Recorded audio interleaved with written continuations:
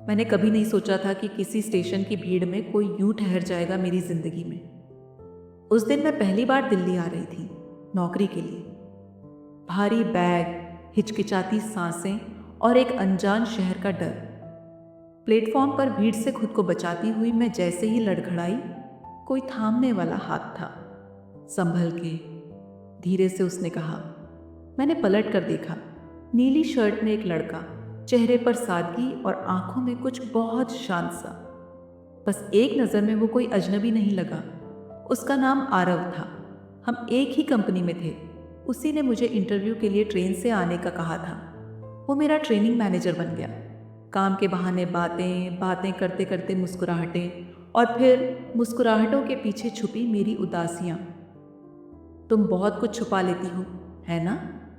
उसकी यह बात उस दिन मेरे दिल में गूंजती रही। वो बारिशों में मेरी छतरी बन जाता। जब सब जल्दी घर भागते, वो रुक कर मेरा वेट करता।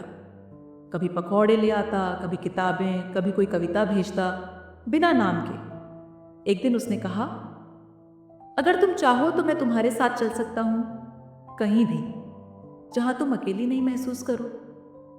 मैं कुछ नहीं बोली, पर दिल के किसी कोने ने हां कर दी थी। शायद उस शाम ने हमें बदल दिया।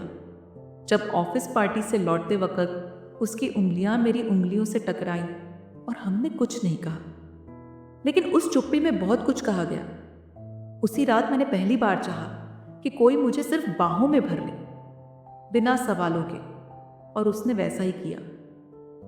मेरे घर वालों को यह रिश्ता मंजूर नहीं था। एक अकेली लड़की और उसका ऑफिस कली, रिश्ते ऐसे नहीं बनते। मैं टूटी, डरी, लेकिन आरव ने बस इतना कहा, अगर तुम्हें यकीन है मुझ पर, तो मैं तुम्हारे हर सवाल का जवाब बन जाऊंगा। शादी के बाद चीजें परियों जैसी नहीं थीं। कभी बर्तन की खनक के पीछे मेरी चुप्पियां छुप जाती, कभी ऑफिस से देर से लौटने पर मेरे सवाल।